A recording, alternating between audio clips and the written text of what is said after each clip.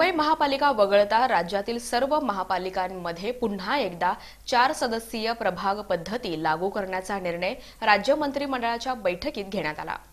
मुंबई महानगरपालिका वगळता राज्यातील सर्व महानगरपालिकांमध्ये पुन्हा एकदा 4 सदस्यीय प्रभाग पद्धती लागू करण्याचा निर्णय राज्य मंत्रिमंडळाच्या बैठकीत घेण्यात आला। प्रभागांची संख्या वाढवण्यासाठी अध्यादेश काढण्यात येणार आहे। मात्र गेल्या 4 वर्षांपासून रखडलेल्या स्थानिक स्वराज्य संस्थांच्या निवडणुका कधी होणार याबाबत संभ्रम कायम आहे। महाविकास आघाडी सरकारने मुंबई वगळता अन्य महानगरपालिकांमध्ये 3 सदस्यीय प्रभाग पद्धत लागू केली होती। मुंबईची लोकसंख्या आणि प्रभागांचा आकार लक्षात घेता 1 सदस्यीय प्रभाग पद्धत कायम ठेवण्यात आली होती। विद्यमान सरकारने पुन्हा प्रभागांच्या संख्येत बदल केलाय। महानगरपालिकांमध्ये 4 सदस्यीय प्रभाग पद्धती लागू करण्यात आली असली तरी नगरपालिका आणि नगरपंचायतींमध्ये 3 सदस्यीय प्रभाग आणि नगराध्यक्षांची थेट निवडणूक कायम राहणार आहे। कोरोना काळात उद्भवलेली आरोग्यविषयक परिस्थिती हाताळताना निदर्शनास आलेल्या बाबी तसंच लोकप्रतिनिधींनी सरकारसमोर मांडलेली वस्तुस्थिती पाहता महापालिका क्षेत्रातील समस्या प्रश्नांचं निराकरण हे प्रभागात सामूहिक प्रतिनिधित्वामुळेच म्हणजेच बहुसदस्यीय प्रभाग पद्धतीमुळे सुलभ होऊ शकतं याचा विचार करून 4 सदस्यीय प्रभाग पद्धती लागू करण्याचा निर्णय मंत्रिमंडळ बैठकीत घेण्यात आल्याचं सांगण्यात आलं।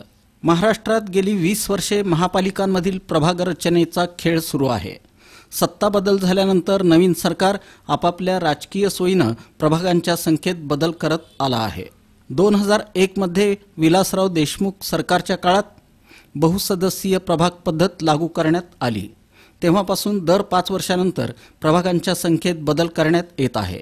तत्कालीन मुख्यमंत्री देवेंद्र फडणवीस यांच्या सरकारने सन 2017 मध्ये बहुसदस्यीय म्हणजेच 4 सदस्यांची एक प्रभाग पद्धती लागू केली होती। मात्र उद्धव ठाकरे यांच्या नेतृत्वाखालील महाविकास आघाडी सरकारने सन 2019 मध्ये फडणवीस सरकारचा निर्णय रद्द करत पुन्हा एकदा 1 सदस्यीय प्रभाग रचना लागू केली होती।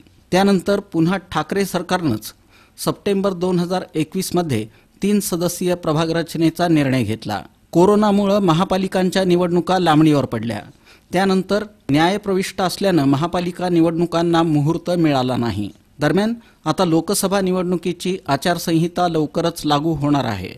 ही निवडणूक प्रक्रिया मे अखेरपर्यंत पूर्ण होण्याची शक्यता आहे। त्यानंतर पावसाळा आल्याने निवडणुका होण्याबाबत साशंकता आहे।